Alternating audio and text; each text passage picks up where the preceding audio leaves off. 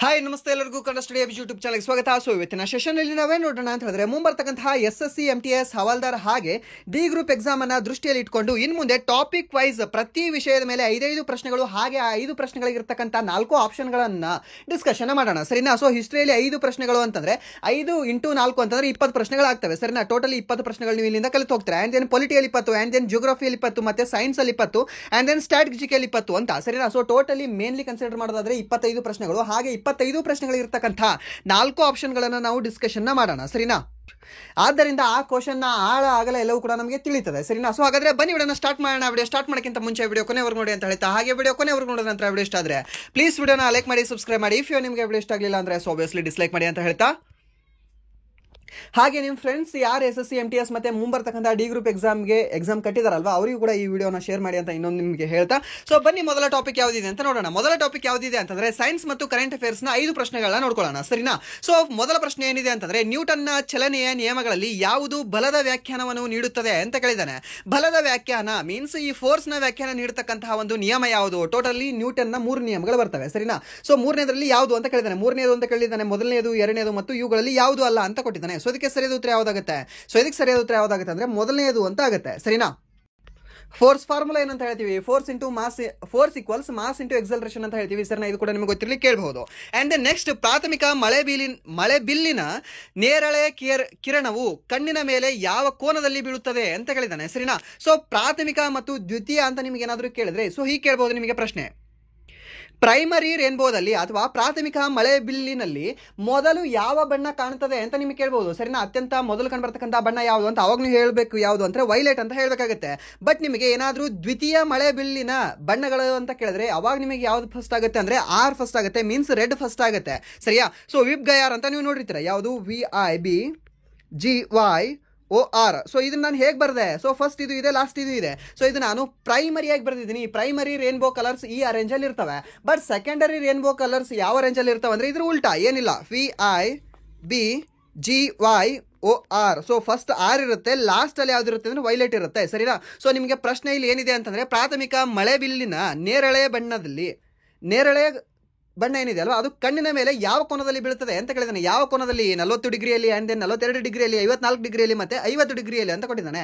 So ಇದಕ್ಕೆ ಸರಿಯಾದ ಉತ್ತರ ಯಾವ್ದಾಗುತ್ತೆ ಅಂದ್ರೆ 40 ಡಿಗ್ರಿಯಲ್ಲಿ ಅಂತ ಆಗುತ್ತೆ. ಯಾಕೆ ಸರ್ ಈ ಕ್ವಶನ್ ಹಾಕಿದ್ರೆ? ಟಫ್ ಕ್ವಶನ್ ಅಲ್ವಾ ಇದು ಆಲ್ರೆಡಿ ಒಂದ್ಸರಿ SSC ಡಿಪಾರ್ಟ್ಮೆಂಟ್ ಎಕ್ಸಾಮ್ ಅಲ್ಲಿ ಕೇಳಿದಾನೆ. ಸೊ ಅದಕ್ಕೆ ಈ ಕ್ವಶನ್ ನಿಮಗೆ ತಂದಿದ್ದೀವಿ, ಸರಿನಾ?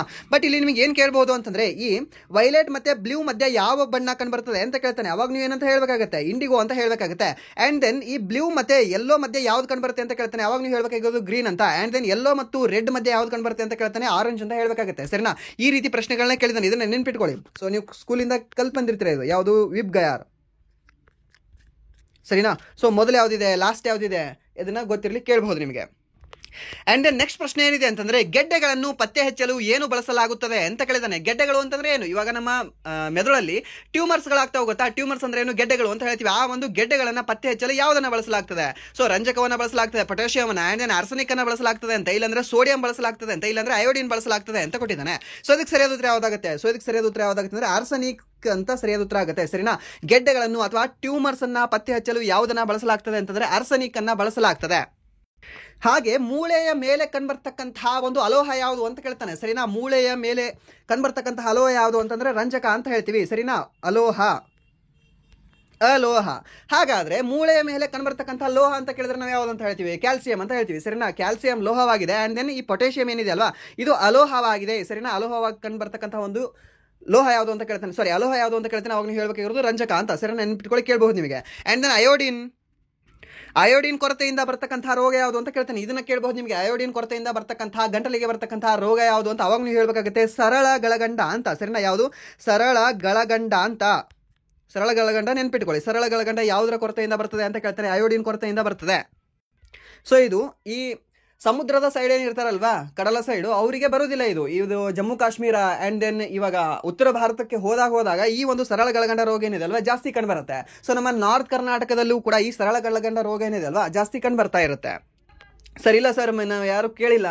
ಥೈರಾಯ್ಡ್ ಆಗಿದೆ ಅಂತ ಕೇಳ್ತಿರ್ತೀರ ಗೊತ್ತಾ. ಸೊ ಆ ಥೈರಾಯ್ಡ್ ಅಂತ ಲೋಕಲ್ ಅಲ್ಲಿ ಇವ್ರು ಹೇಳೋದು, ಬಟ್ ಆಕ್ಚುಲಿ ಅದಕ್ಕೆ ರೋಗದ ಹೆಸರು ಏನು ಅಂದ್ರೆ ಸರಳಗಳಗಂಡ ಅಂತ, ಸರಿನಾ.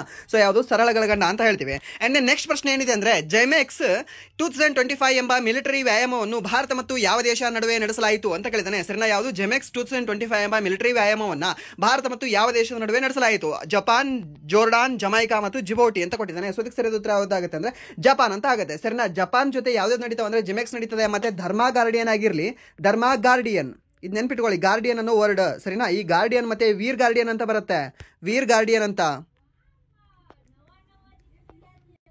ಮತ್ತೆ ಜಿಮೆಕ್ಸ್ ಅನ್ನುವುದು, ಸರಿನಾ. ಈ ಮೂರು ಏನಿದಾವಲ್ವಾ ಇದು ನಮ್ಮ ಭಾರತ ಮತ್ತು ಜಪಾನ್ ಮಧ್ಯೆ ನಡೀತಕ್ಕಂತಹ ಒಂದು ಮಿಲಿಟರಿ ವ್ಯಾಯಾಮವಾಗಿದೆ.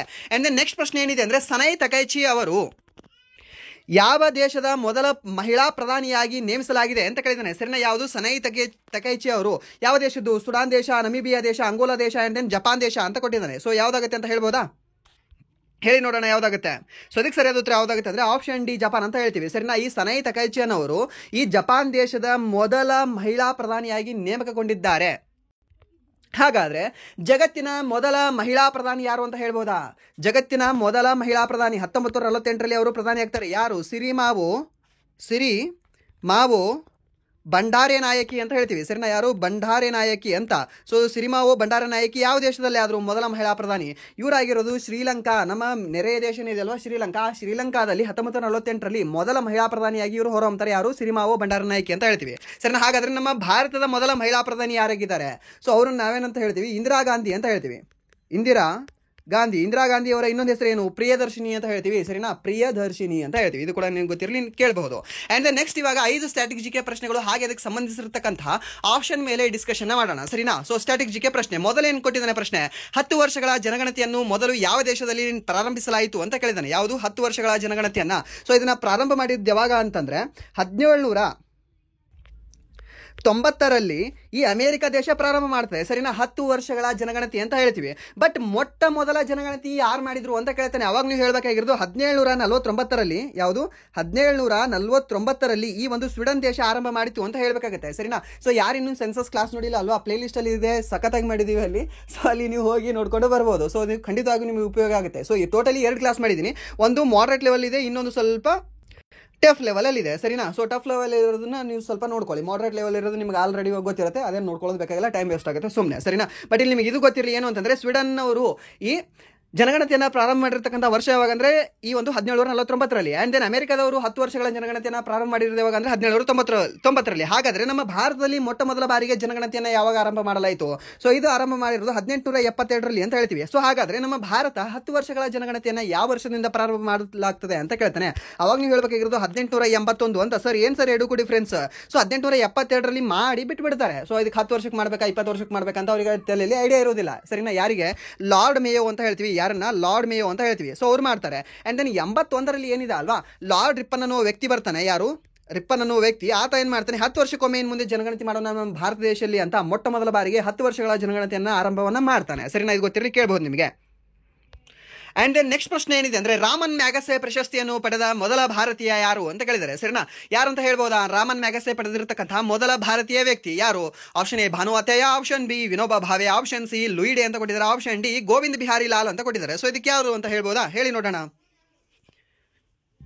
ಸೊ ಕಳಿಂಗ ಪ್ರಶಸ್ತಿಯನ್ನು ನೀವು ಕೇಳಿರ್ತೀರಾ, ಸರಿನಾ. ಯಾವುದು? ಕಳಿಂಗ ಪ್ರಶಸ್ತಿ ಅಂತ.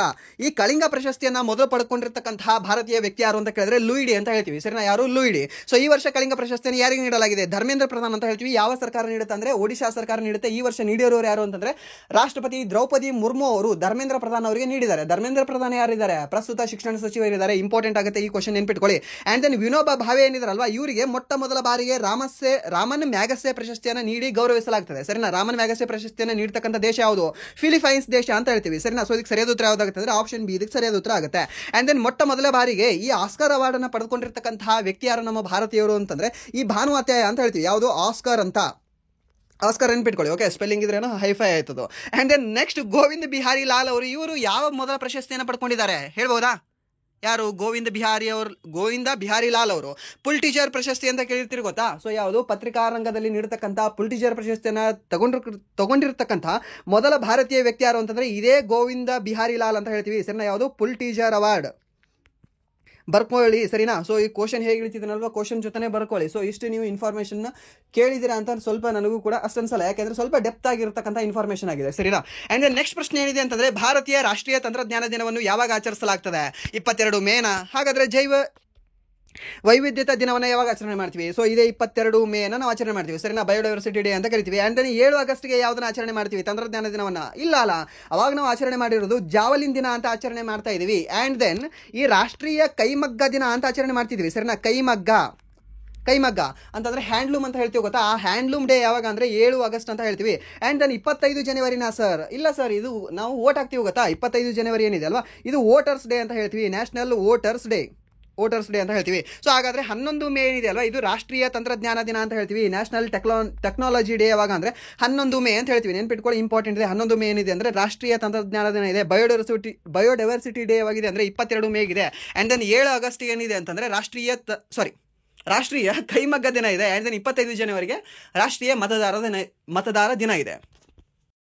ಸೊ ಎಲ್ಲರಿಗೂ ಒಂದು ವಿನಂತಿ ಏನು ಅಂತಂದರೆ, ಸ್ವಲ್ಪ ನನ್ನ ಮಾತು ತಟ್ಟಿಸ್ ಬರ್ತಾ ಇದೆ, ಸ್ವಲ್ಪ ಅಲ್ಲಿ ಥ್ರೋಟಲ್ಲಿ ಇನ್ಫೆಕ್ಷನ್ ಆಗಿ ಆ್ಯಂಡ್ ದೆನ್ ಅಲ್ಸರ್ ಆಗಿದೆ. ಸೊ ದಟ್ಸ್ ವೈ ಸ್ವಲ್ಪ ತಟ್ಟಿಸ್ ಬರ್ತಾ ಇದೆ, ಸ್ವಲ್ಪ ಅಡ್ಜಸ್ಟ್ ಮಾಡ್ಕೊಳ್ಳಿ, ಓಕೆ. ಆ್ಯಂಡ್ ದೆನ್ ನೆಕ್ಸ್ಟ್ ಪ್ರಶ್ನೆ ಏನಿದೆ ಅಂದರೆ, ಮೊದಲ ಪಂಚವಾರ್ಷಿಕ ಯೋಜನೆ ಅಡಿಯಲ್ಲಿ ಯಾವುದನ್ನು ಪ್ರಾರಂಭಿಸಲಾಯಿತು ಅಂತ ಕೇಳಿದ್ದಾನೆ, ಸರಿನಾ.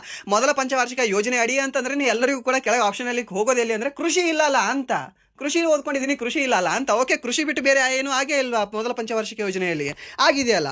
ಸೊ ಕೃಷಿಯನ್ನು ಹೊರತುಪಡಿಸಿ ಈ ಮೊದಲ ಪಂಚವಾರ್ಷಿಕ ಯೋಜನೆಯಲ್ಲಿ ಆಗಿರೋದು ಏನು ಅಂತಂದರೆ 5 IITಗಳು ಆಗ್ತವೆ, ಸರಿನಾ. 5 IITಗಳು ಯಾವ್ದಾವ್ದು ಮೊದಲಾಯಿತು, ಯಾವ ವರ್ಷ ಆಯಿತು ಅಂತ ನಿಮ್ಗೆ ಹೇಳ್ತೀನಿ. ಬಟ್ ಅದಕ್ಕಿಂತ ಮುಂಚೆ ಈ ಕನಿಷ್ಠ ಅಗತ್ಯತೆಗಳ ಕಾರ್ಯಕ್ರಮ ಯಾವ ಒಂದು ಪಂಚವಾರ್ಷಿಕ ಯೋಜನೆಯಲ್ಲಿ ತರಲಾಯಿತು? ಸೊ ಇದು 5ನೇ ಪಂಚವಾರ್ಷಿಕ ಯೋಜನೆ ಅಂತ ಕರಿತೀವಿ, ಸರಿನಾ. ಆ್ಯಂಡ್ ದೆನ್ ಕೈಗಾರಿಕಾ ಪ್ರದೇಶ ಅಭಿವೃದ್ಧಿಯನ್ನು 2ನೇ ಪಂಚವಾರ್ಷಿಕ ಯೋಜನೆಯ ಅಡಿಯಲ್ಲಿ ತರ್ತಾರೆ. ಆ್ಯಂಡ್ ದೆನ್ ಸುಸ್ಥಿರತೆಯೊಂದಿಗೆ ಬೆಳವಣಿಗೆ ಅಂತ ಹೇಳ್ತೀವಿ, ಸಸ್ಟನೇಬಲ್ ಡೆವಲಪ್ಮೆಂಟ್ ಅಂತ ಹೇಳ್ತೀವಿ. ಸೊ ಇದು ಯಾವ ಪಂಚವಾರ್ಷಿಕ ಯೋಜನೆ ಅಡಿಯಲ್ಲಿ ತರಲಾಯಿತು? ಸೊ ಇದು 4ನೇದು ಅಂತ ಹೇಳ್ತೀವಿ, ಬರ್ಕೊಳ್ಳಿ, ನೆನ್ಪಿಟ್ಕೊಳ್ಳಿ, ಸರಿನಾ. ಆ್ಯಂಡ್ ದೆನ್ 5 IITಯಲ್ಲಿ ಮೊದಲ IIT ಯಾವಾಗ ಸ್ಥಾಪನೆ ಆಯಿತು? 1951ರಲ್ಲಿ. ಈ ಖರಗ್ಪುರ IIT ಏನಿದೆ ಅಲ್ವಾ, IIT ಖರಗ್ಪುರ ಅಂತ ಹೇಳ್ತೀವಿ. ಯಾವುದು? ಖರಗಪುರ. ಇದು ಸ್ಥಾಪನೆ ಆಗುತ್ತೆ. ಆ್ಯಂಡ್ ದೆನ್ ಸೆಕೆಂಡ್ ಸ್ಥಾಪನೆ ಆಗಿರೋದು ಯಾವುದು ಅಂತ ನಿಮ್ಗೆ ಕೇಳಿದ್ರೆ ಏನಂತ ಹೇಳ್ತೀರಾ? ಸರ್ ಮೊದಲು ಗೊತ್ತಾಗಿದೆ. ಆ್ಯಂಡ್ ದೆನ್ ಸೆಕೆಂಡ್ ಯಾವುದು? ನಮ್ಮ ಬಾಂಬೆ ರೀ.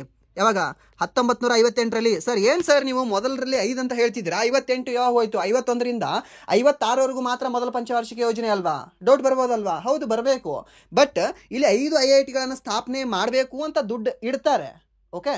ಬಟ್ ಮಾಡಲ್ಲ. ಅದು ಯಾವಾಗ ಕಾರ್ಯ ಸಿದ್ಧಿ ಆಗ್ತದೆ ಅಂದರೆ 1958ರಲ್ಲಿ ಆಗ್ತದೆ. ಅದ್ರ ಓಪನಿಂಗ್ ಯಾವಾಗ ಆಗುತ್ತೆ ಅಂದರೆ 1958ರಲ್ಲಿ ಆಗುತ್ತೆ. ಬಟ್ ಫಸ್ಟ್ ಓಪನಿಂಗ್ ಆಗಿರೋದು ಯಾವುದು ಅಂದರೆ 1950ರಲ್ಲಿ ಖರಗಪುರ ಅಂತ ಹೇಳ್ತೀವಿ, ಸರಿನಾ.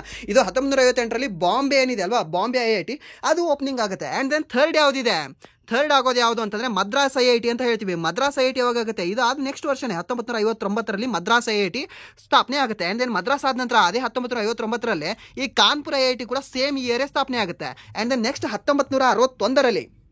ಯಾವಾಗ? 1961ರಲ್ಲಿ ಅಂತ ಹೇಳ್ತೀವಿ. 1961ರಲ್ಲಿ ದೆಹಲಿ IIT ಸ್ಥಾಪನೆ ಆಗಿದೆ, ಸರಿನಾ. ಈ ಕ್ವಶನ್ನು ಲಾಸ್ಟ್ RRB ಎಕ್ಸಾಮಲ್ಲಿ ಕೇಳಿದ್ದಾನೆ. ಯಾವುದು? ದೆಹಲಿ IIT ಯಾವಾಗ ಪ್ರಾರಂಭವಾಯಿತು ಅಂತ. ಆ್ಯಂಡ್ ದೆನ್ ಈ ಖರಗ್ಪುರ IIT ಯಾವಾಗ ಪ್ರಾರಂಭವಾಯಿತು ಅಂತ, ಬಾಂಬೆ IIT ಯಾವಾಗ ಪ್ರಾರಂಭವಾಯಿತು ಅಂತ, ಮುಂಬೈ IIT ಯಾವಾಗ ಪ್ರಾರಂಭವಾಯಿತು ಅಂತ ಕೇಳ್ತಾನೆ, ನೆನ್ಪಿಟ್ಕೊಳ್ಳಿ, ಸರಿನಾ. ಸೊ ಯಾವ್ದು?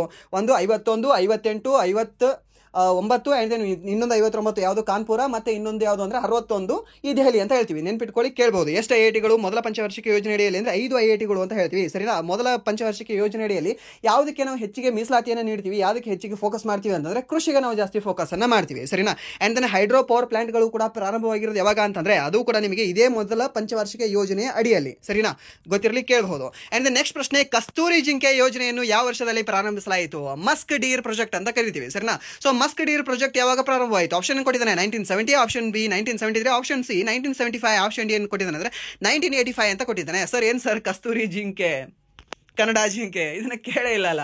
ಹೌದು, ಓಕೆ. ಬಟ್ ಇಲ್ಲಿ ಕೇಳಿಲ್ಲ ಅಂತಾನೆ ತಂದಿದ್ವಿ. ಯಾವುದು ಅಂದರೆ 1970ಯಲ್ಲಿ ಈ ಮಸ್ಕ್ ಡೀರ್ ಪ್ರಾಜೆಕ್ಟ್ ಸ್ಥಾಪನೆ ಆಗುತ್ತೆ. ಯಾವುದು? ಈ ಮಸ್ಕ್ ಡೀರ್ ಪ್ರಾಜೆಕ್ಟ್ ಏನಿದೆ ಅಲ್ವಾ, 1970ಯಲ್ಲಿ ಸ್ಥಾಪನೆ ಆಗುತ್ತೆ, ಅವಾಗ ಸ್ಟಾರ್ಟ್ ಆಗುತ್ತೆ. ಆ್ಯಂಡ್ ದೆನ್ 1973ಯಲ್ಲಿ ಯಾವುದು ಸ್ಥಾಪನೆ ಆಗುತ್ತೆ? 1973ಯಲ್ಲಿ ಹುಲಿ ಯೋಜನೆ, ಸರಿನಾ. ಹುಲಿ ಪ್ರಾಜೆಕ್ಟ್ ಸ್ಟಾರ್ಟ್ ಆಗುತ್ತೆ. ಹುಲಿ ಪ್ರಾಜೆಕ್ಟ್ ಸ್ಟಾರ್ಟ್ ಆಗುತ್ತೆ. ಆ್ಯಂಡ್ ದೆನ್ 75ಯಲ್ಲಿ ಯಾವುದು? ಮೊಸಳೆ ಕಣ್ಣೀರು, ಮೊಸಳೆ ಸ್ಟಾರ್ಟ್ ಆಗುತ್ತೆ, ಸರಿನಾ. ಮೊಸಳೆ ಯೋಜನೆ, ಘರಿಯಾಲ್ ಯೋಜನೆ ಅಂತ ಹೇಳ್ತೀವಿ. ಆ ಒಂದು ಘರಿಯಾಲ್ ಯೋಜನೆ ಇಲ್ಲ ಅಂದರೆ ಮೊಸಳೆ ಯೋಜನೆ ಏನಿದೆಯಲ್ವ 1975ರಲ್ಲಿ ಸ್ಥಾಪನೆ ಆಗುತ್ತೆ. ಆ್ಯಂಡ್ ದೆನ್ 87ರಲ್ಲಿ ಯಾವುದು ಸ್ಥಾಪನೆ ಆಗುತ್ತೆ? ರೈನಾ ಅಂತ ಹೇಳ್ತೀವಲ್ವಾ, ರೈನಾ. ಆ ರೈನಾದು ಯೋಜನೆ ಸ್ಥಾಪನೆ ಆಗಿರೋದು ಯಾವಾಗ ಅಂತಂದರೆ 1987 ಅಂತ ಹೇಳ್ತೀವಿ. ಆ್ಯಂಡ್ ದೆನ್ 1992ನಲ್ಲಿ ಯಾವುದು? ಗಜ, ಆನೆ ಯೋಜನೆ ಬರುತ್ತೆ. ಆ್ಯಂಡ್ ದೆನ್ ನಿಮ್ಗೆ ಇನ್ನೊಂದು ಗೊತ್ತಿರಲಿ, ಇವಾಗ ಪ್ರಸ್ತುತ ಯಾವ 2 ಯೋಜನೆಗಳನ್ನು ಮರ್ಜ್ ಮಾಡಲಾಗಿದೆ ಅಂತ ಕೇಳ್ತಾನೆ. ಅವಾಗ ನೀವು ಹೇಳಬೇಕಾಗುತ್ತೆ 1973 ಹುಲಿ ಯೋಜನೆ ಪ್ಲಸ್ 1992ನ ಆನೆ ಯೋಜನೆ ಏನಿದೆ ಅಲ್ವಾ, ಎರಡೂ ಕೂಡ ಪ್ರಸ್ತುತ ಮರ್ಜ್ ಆಗಿದ್ದಾವೆ. ಸರಿನಾ? ಸೊ ಹಾಗಾದ್ರೆ ಯಾವ ವರ್ಷ ಇವೆರಡನ್ನೂ ಕೂಡ ಮರ್ಜ್ ಮಾಡಿದ್ರು ಅಂತ ಯಾರಾದರೂ ಕಮೆಂಟ್ ಮಾಡ್ಬೋದಾ? ಇದನ್ನ ಕಮೆಂಟ್ ಮಾಡಿ ನೋಡೋಣ, ಆನ್ಸರ್ ಹೇಳಿ. ಆ್ಯಂಡ್ ದೆನ್ ನೆಕ್ಸ್ಟ್ ಪ್ರಶ್ನೆ ಏನಿದೆ ಅಂತಂದ್ರೆ, okay, next topic geography topic. ಇವಾಗ 2 ಟಾಪಿಕ್ಗಳನ್ನು ಮುಗಿಸ್ಕೊಂಡು ಬಂದ್ವಿ ಅಲ್ವಾ? ಸೊ ಇವಾಗ ನೆಕ್ಸ್ಟ್ ಟಾಪಿಕ್ ಯಾವ್ದು ಹೋಗೋಣ ಅಂದ್ರೆ ಜಿಯೋಗ್ರಫಿ ಟಾಪಿಕಲ್ಲಿ ಹೋಗೋಣ. ಸೊ ಜಿಯೋಗ್ರಫಿಯಲ್ಲಿ ಮೊದಲ ಪ್ರಶ್ನೆ ಯಾವುದಿದೆ ಅಂದ್ರೆ, ಭಾರತ ಚೀನಾ ಗಡಿಯ ಉದ್ದವು ಯಾವ ರಾಜ್ಯದಲ್ಲಿ ಹೆಚ್ಚು ಕಂಡು ಬರುತ್ತದೆ ಅಂತ ಕೇಳಿದಾನೆ.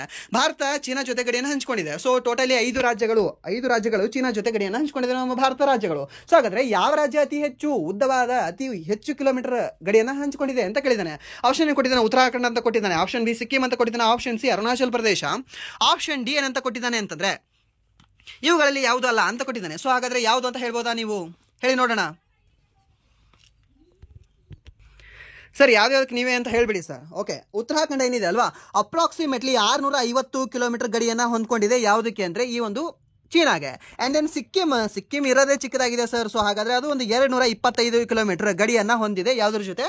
ಈ ಚೀನಾದ ಜೊತೆ. ಆ್ಯಂಡ್ ದೆನ್ ಅರುಣಾಚಲ ಪ್ರದೇಶ, ಹೌದು ಸರ್, ಇದು ಒಂದು ಸ್ವಲ್ಪ ಯಾಕೋ ಉದ್ದವಾಗಿದೆ. 1140 ಕಿಲೋಮೀಟರ್ ಏನಿದೆ ಅಲ್ವಾ, ಗಡಿಯನ್ನು ಹಂಚ್ಕೊಂಡಿದೆ. ಯಾವುದ್ರ ಜೊತೆ? ಚೀನಾದ ಜೊತೆ. ಸರ್ ಯಾಕೆ ಇದನ್ನು ಹೇಳ್ತಾ ಇದ್ದಾರೆ? ಕಿಲೋಮೀಟರ್ ನೆನ್ಪಿಟ್ಕೊಳ್ಬೇಕಾ?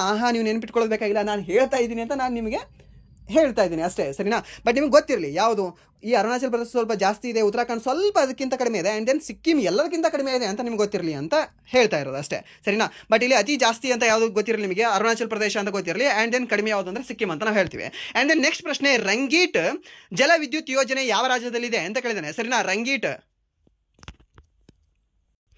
ರಂಜಿತ್ ಅಲ್ಲ. ಸರಿನಾ? ರಂಜಿತ್ ಅಂದ್ರೆ ಮತ್ತೆ ಆನ್ಸರ್ ಬೇರೆ ಆಗುತ್ತೆ. ಸರಿನಾ? ರಂಜಿತ್ ಜಲ ವಿದ್ಯುತ್ ಸ್ಥಾವರ ಎಲ್ಲಿದೆ ಅಂದ್ರೆ ಅದು ಆನ್ಸರ್ ಬೇರೆ ಆಗುತ್ತೆ. ಬಟ್ ರಂಗೀಟ್ ಅಂತ ಇಲ್ಲಿದೆ. ಸರಿನಾ? ರಂಗೀಟ್ ಜಲ ವಿದ್ಯುತ್ ಯೋಜನೆ ಯಾವ ರಾಜ್ಯದಲ್ಲಿ ಕಂಡುಬರುತ್ತೆ ಅಂತ ಕೇಳಿದಾನೆ. ಆಪ್ಷನ್ ಕೊಟ್ಟಿದ್ದಾನೆ ಸಿಕ್ಕಿಂ ಅಂತ ಕೊಟ್ಟಿದ್ದಾನೆ, ಆಪ್ಷನ್ ಬಿ ಒಡಿಶಾ ಅಂತ ಕೊಟ್ಟಿದ್ದಾನೆ, option C Himachal Pradesh, option D ಇವುಗಳಲ್ಲಿ ಯಾವುದಲ್ಲ ಅಂತ ಕೊಟ್ಟಿದ್ದಾನೆ.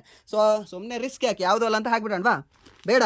ಸೊ ಅದಕ್ಕೆ ಸರಿಯಾದ ಉತ್ತರ ಯಾವುದಾಗುತ್ತೆ ಅಂದರೆ ಆಪ್ಷನ್ ಎ ಸಿಕ್ಕಿಂ ಅಂತ ಹೇಳ್ತೀವಿ. ಸೊ ಹಾಗಾದರೆ ಒಡಿಶಾದಲ್ಲಿ ಯಾವ ಒಂದು ಜಲವಿದ್ಯುತ್ ಯೋಜನೆ ಕಂಡು ಬರುತ್ತೆ? ಒಡಿಶಾದಲ್ಲಿ ಯಾವುದು ಅಂತಂದರೆ ಈ ಬಲಿಮೇಳ ಅಂತ ಹೇಳ್ತೀವಿ. ಸರಿನಾ? ಬಲಿಮೇಳ.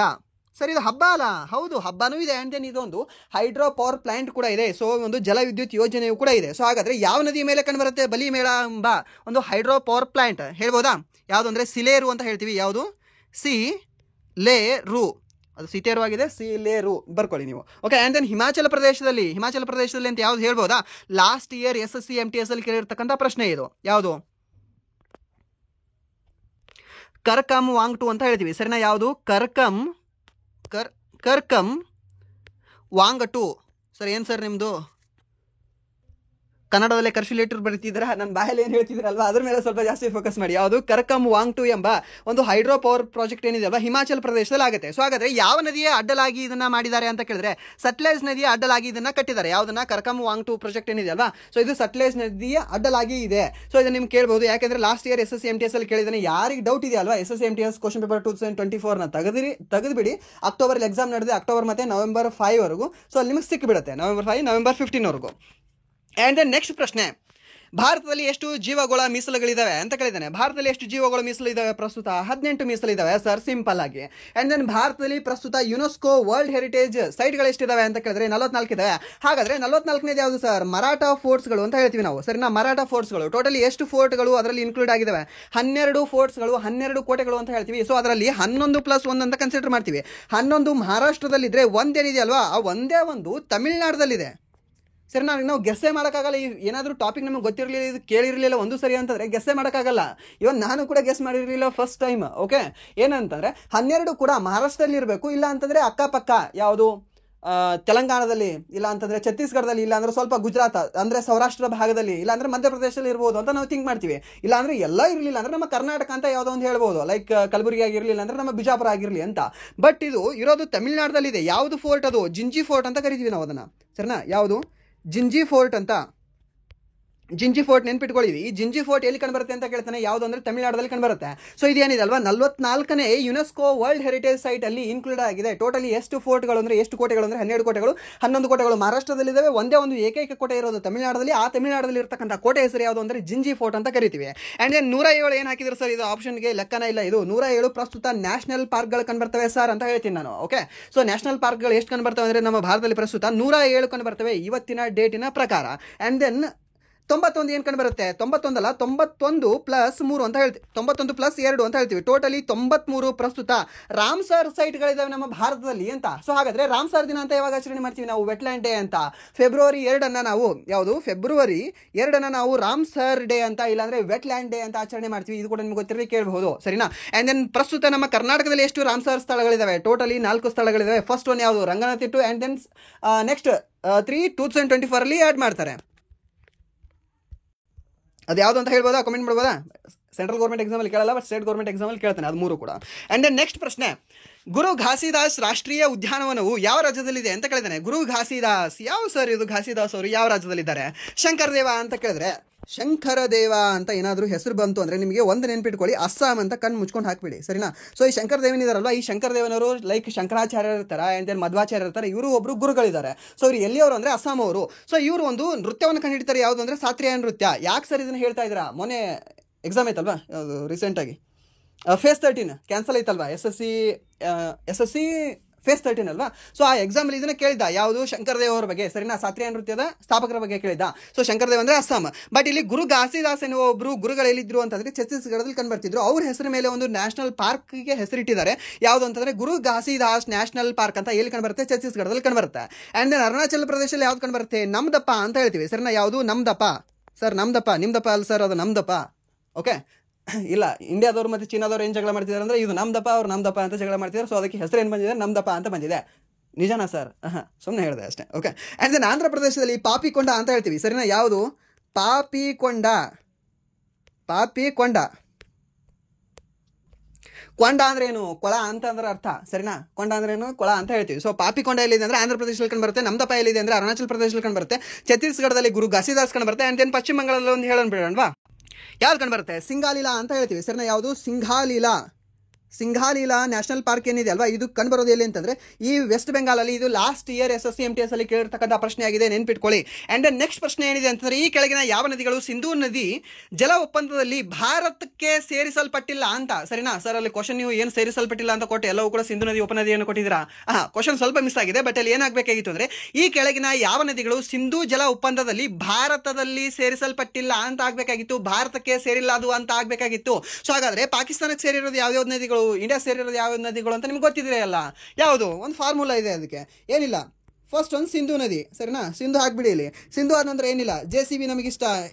ಎಷ್ಟೇ ಬಿಸಿ ವರ್ಕ್ ಇದ್ರು ಕೂಡ JCB ವರ್ಕ್ ಮಾಡ್ತಾ ಇದ್ರೆ ನಿಂತು ನೋಡಿ ಹೋಗ್ತೀವಿ, ಸರಿನಾ? ಸೊ ಆ JCB ನಮಗೆ ಏನು ದುಡ್ಡು ಕೊಡಲ್ಲ, JCB RS ಅಂತ ಹೇಳ್ತೀವಿ. ಸೊ JCB ಏನಿದೆ ಅಲ್ವಾ, JCB ನಿಂತು ನಾವು ನೋಡಿದ್ರೆ ದುಡ್ಡು ಕೊಡಲ್ಲ. ಅದು ಮೀನ್ಸ್ RS ಅಂದರೆ ದುಡ್ಡು ಅಲ್ವಾ, ದುಡ್ಡು ಕೊಡಲ್ಲ. ಸೊ ಇಲ್ಲಿ ಮೇಲೆ ಇರ್ತಕ್ಕಂತಹ 3 ಏನಿದೆ ಅಲ್ವಾ ಪಾಕಿಸ್ತಾನಕ್ಕೆ ಸೇರಲ್ಪಟ್ಟಿದ್ದಾವೆ. ಯಾವುದು?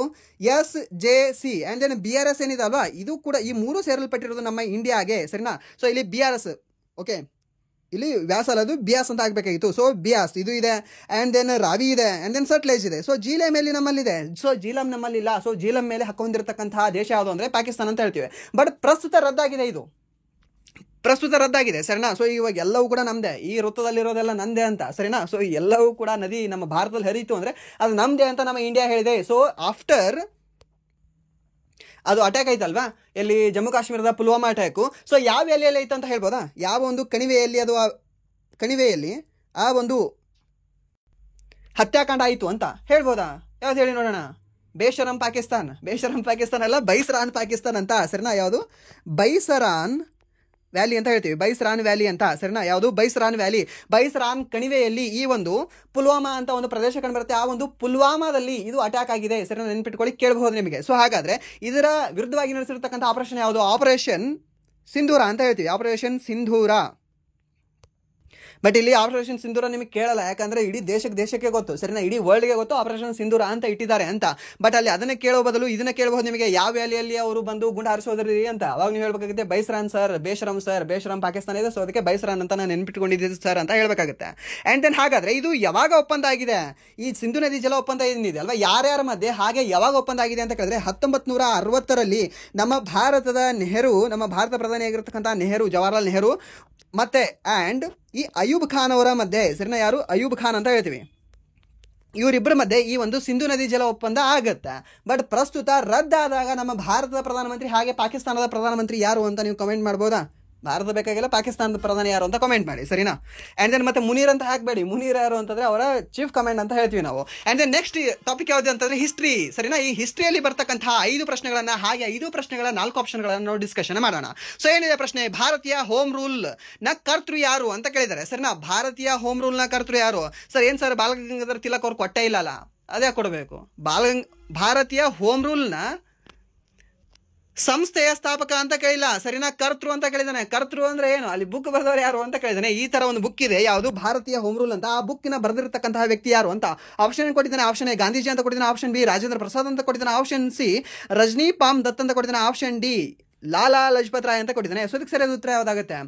ನಮ್ಮ ರಾಜೇಂದ್ರ ಪ್ರಸಾದ್ ಅವರು ಇಂಡಿಯಾ ಡಿವೈಡೆಡ್ ಅನ್ನೋ ಪುಸ್ತಕ ಬರೆದಿದ್ದಾರೆ. ಯಾವುದು?